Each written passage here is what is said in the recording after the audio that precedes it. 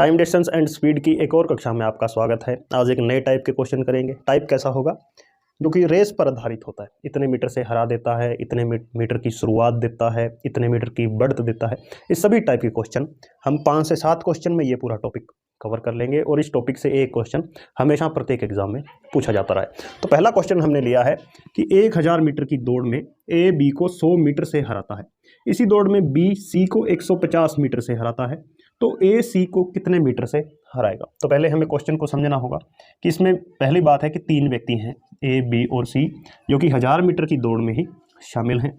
पहले जो चीज़ दे रखी है वो ए और बी के बीच दे रखी है और कहा है कि ए बी को 100 मीटर से हराता है। इसका मतलब क्या हुआ कि ए ने जब यहाँ से दौड़ना शुरू किया उसी समय बी ने भी दौड़ना शुरू किया, लेकिन ए जब 1000 मीटर पूरी कर गया, ए ने जब 1000 मीटर दौड़ पूरी कर ली, तब उसने बी को 100 मीटर से हरा दिया। मतलब बी है वो 100 मीटर पीछे रह गया। तो बी ने, हमें पता है कि केवल 900 मीटर की ही दूरी तय की है। पहली बात तो ये हमारे लिए बिल्कुल बेसिक हो जाएगी। फिर कहता है बी सी को 150 मीटर हराता है। अब कई बच्चे इसमें क्या करते हैं कि 1000 में से सीधा 150 मीटर घटा के यहाँ सी का लिख देते हैं और ए और सी का आंसर निकाल देते हैं, डिफरेंस निकाल के। वो बिल्कुल गलत होगा। अब जो रिलेशन है वो बी और सी के बीच है। इसका मतलब हमेशा ये होगा कि बी ने जब यहाँ से दौड़ना शुरू किया और बी ने जब यह लाइन पार किया, 1000 मीटर की दौड़ पूरी की, तब सी को उसने 150 मीटर से हराया है। यानी बी जब 1000 पर पहुंचा तब सी 150 पीछे रह गया। कितने पर पहुंचा है? सी केवल 850 पर। पहली चीज़ तो ये इसमें बेसिक है और ये गलती हम कभी नहीं करेंगे, ये ध्यान रखना है। अब हम बनाएंगे अनुपात से। अनुपात को हमें इकट्ठा करना होगा कि 3 व्यक्ति हैं ए बी और सी। इसके बाद हमें दे रखा है कि ए ने जब 1000 पूरा किया तब बी पहुंचा 900 पर, और जब बी ने 1000 पूरा किया तब सी पहुंचा 850 पर। अब हम अनुपातों को इकट्ठा करेंगे, अनुपातों को मर्ज करेंगे, जो हमने रेशो टॉपिक के अंदर डिटेल में सीखा था। तो उसमें जो बेसिक तरीका क्या होता है कि जो खाली स्थान है उसमें हम 7 वाला भरते हैं। जैसे यहाँ 900 है तो यहाँ भी 900, यहाँ 1000 है तो यहाँ भी 1000। लेकिन बड़े बड़े नंबर हैं तो पहले हम जो कट रहे हैं वो काट देंगे।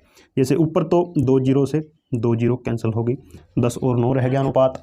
यहाँ पर देख रहे हैं 1 जीरो से ये 1 जीरो कैंसिल हो गई, तो यहाँ हम देख रहे हैं अभी भी ये कट रहे हैं 5 पर, तो ये हो जाएगा 20, ये हो जाएगा 17। अब यहाँ भी क्या लिखेंगे?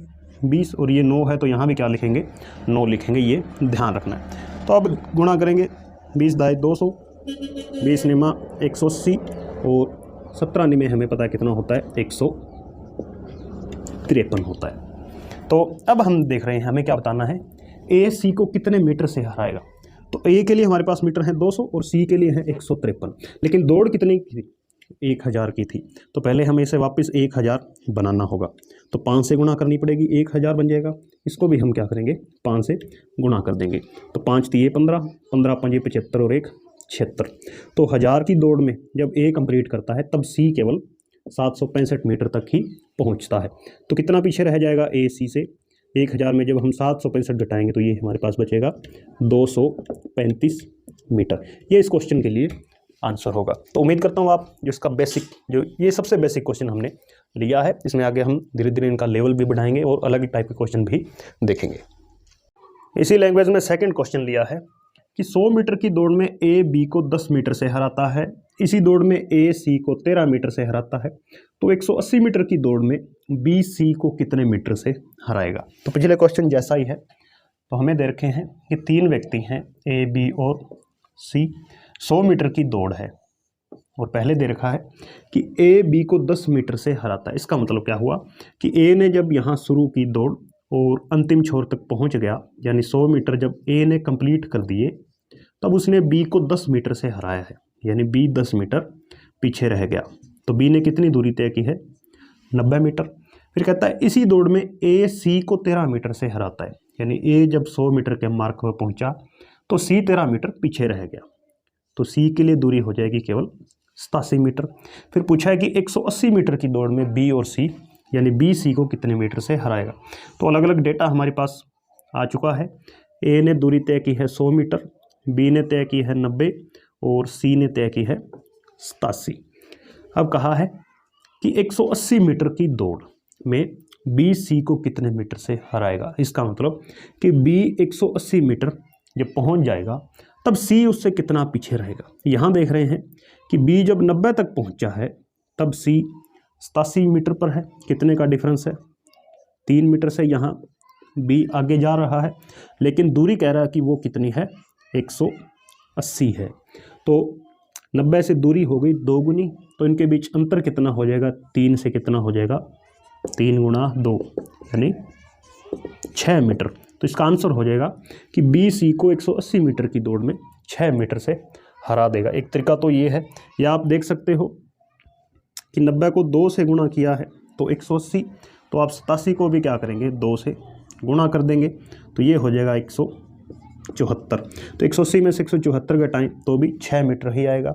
या हम डायरेक्ट देख सकते हैं कि 90 से 87 3 ज़्यादा है, तो ये 3 ज़्यादा रहेगा 90 में, और अगले 90 में 3 और हो जाएगा, तो 6 मीटर। तो इस तरह से हम इन क्वेश्चंस को कर सकते हैं। अगला प्रश्न लेते हैं कि 100 मीटर की दौड़ को A 36 सेकंड तथा B 45 सेकंड में पार करता है, तो इस दौड़ में A B को कितने मीटर से हराएगा। अब सेकंड में देके मीटर में आंसर पूछ लिया है, और ये दे रखा है कि A और B दौड़ है 100 मीटर की, A पार कर जाता है 36 सेकंड में और B 45 सेकंड में।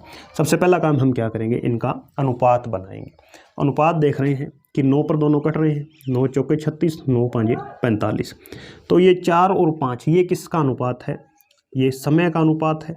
और एक चीज़ हमने जब टाइम डिस्टेंस और स्पीड टॉपिक शुरू किया था उसमें देखा था कि समय और चाल है, इनका अनुपात हमेशा विपरीत होता है। यानी जिसको 4 समय लगा है, 4 5 से कम है, कम समय लगा है, तो इसकी चाल क्या होगी, ज़्यादा होगी। इसको ज़्यादा समय लगा है तो इसकी चाल कम होगी। यानी इसी अनुपात में आपने उल्टा अनुपात कर देना है।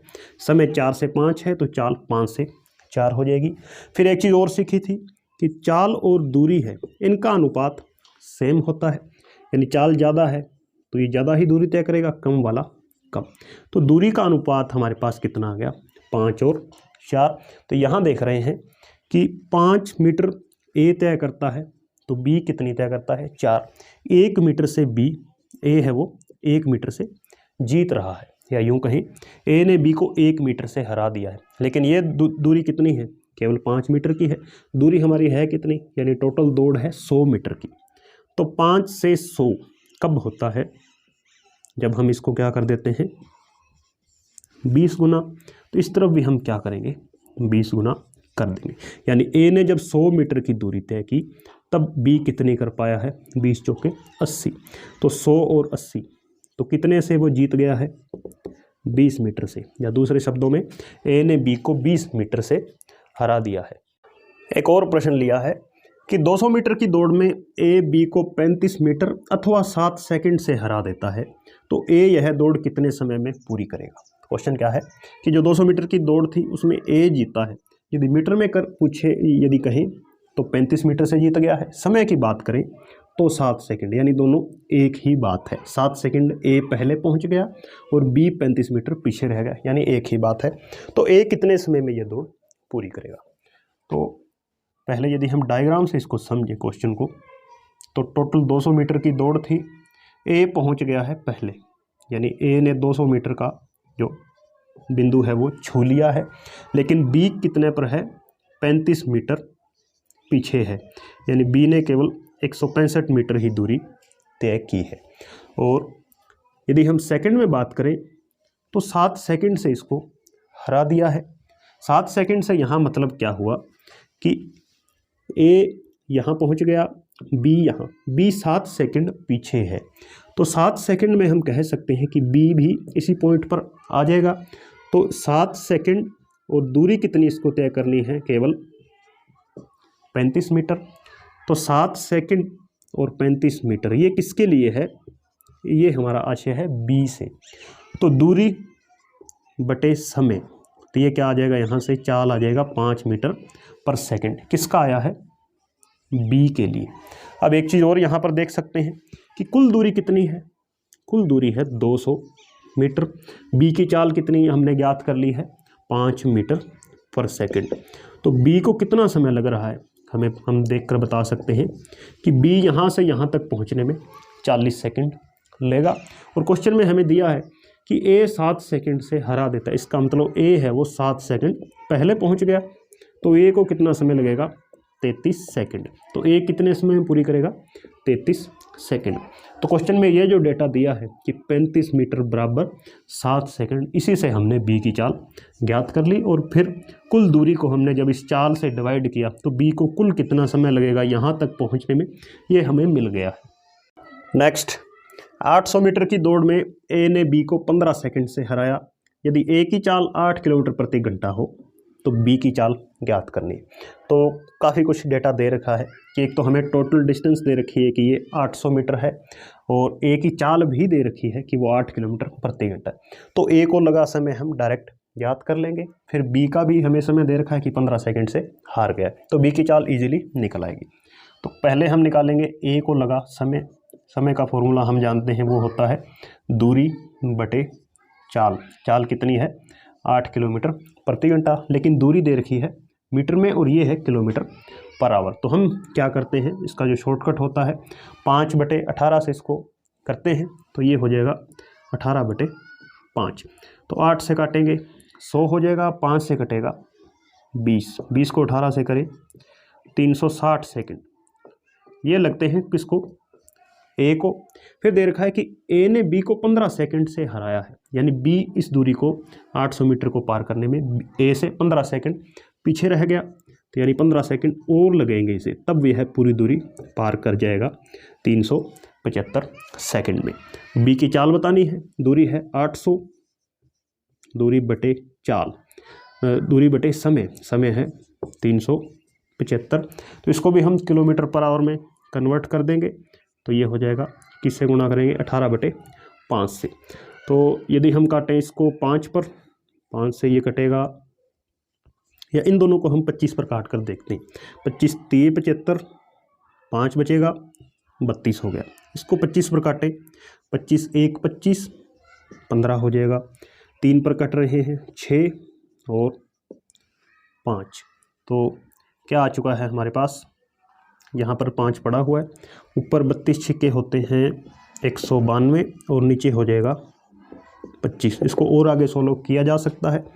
25 7 175, कितना बचेगा, यहाँ पर बचेगा 17, तो 17 से 7 सही 17/25 किलोमीटर पर आवर। ये किसकी स्पीड है, ये बी की स्पीड हो जाएगी। अगला प्रश्न लिया है कि 1000 मीटर की दौड़ में ए बी सी तीनों भाग लेते हैं। यदि ए बी को 40 मीटर तथा ए सी को 64 मीटर का आरंभ दे तो बी सी को कितना आरंभ दे सकता है। पहले सबसे पहले तो इस शब्द का मतलब समझना होगा, आरंभ। आरंभ का मतलब बढ़ते से होगा। तो जैसे डायग्राम पर यदि हम समझें कि 1000 मीटर की दौड़ है और 3 व्यक्ति हैं ए बी और सी, तो इसमें ए बी को 40 मीटर का आरंभ देता है, यानी ए इसी पॉइंट पर है, लेकिन ए बी को कहता है कि तू 40 मीटर आगे से शुरू कर दौड़ना, तब तक मैं यहीं हूँ, मैंने तुझे इतनी बढ़त दे दी है, आरंभ या शुरुआत दे दी है। तो 40 मीटर बी ने पहले ही क्रॉस कर लिया है, तब ए दौड़ना शुरू करेगा। इसी तरह ए ने सी से कहा है कि तू 64 मीटर 64 मीटर आगे चला जा, तो सी थोड़ा और आगे आ जाएगा, अब ए दौड़ना शुरू करेगा। तो क्वेश्चन का तात्पर्य तो ये है। तो इसमें फिर इसने पूछा है कि बी सी को कितना आरंभ दे सकता है, यानी बी और सी इनके बीच क्या कितना वो बढ़त देगा या दे सकता है। तो 1000 मीटर की दौड़ है, 3 व्यक्ति हैं ए बी सी, यानी ए को तो पूरी 1000 ये तो उसने यात्रा पूरी करनी होगी। बी के लिए छूट है कितने की, 40 मीटर की, इसका मतलब बी को केवल कितना दौड़ना होगा 960, और सी को 64 की छूट है, तो सी को दौड़ना होगा, यदि 64 घटाएं तो ये हो जाएगा हमारे पास 936। तो यानी ये इतनी इनको आरंभ पहले ही शुरुआत मिल गई है। बी और सी के बीच पूछा है कि बी यदि सी को देना चाहे तो कितना आरंभ दे सकता है। यदि यहाँ पर इन दोनों का हम डिफरेंस डायरेक्ट देखें तो जब ए ने इन दोनों को जो आरंभ दिया है तो इसमें ऑटोमेटिक एक आरंभ मिल रहा है कि बी सी को कहता है कि तू 24 मीटर पहले ही आगे है, तो 24 मीटर का आरंभ बी ने दे दिया है। लेकिन यदि हम यही आंसर निकाल देंगे तो क्वेश्चन गलत हो जाएगा, क्योंकि ये आरंभ है वो किस पर आया है, 960 मीटर पर आया है बी के लिए।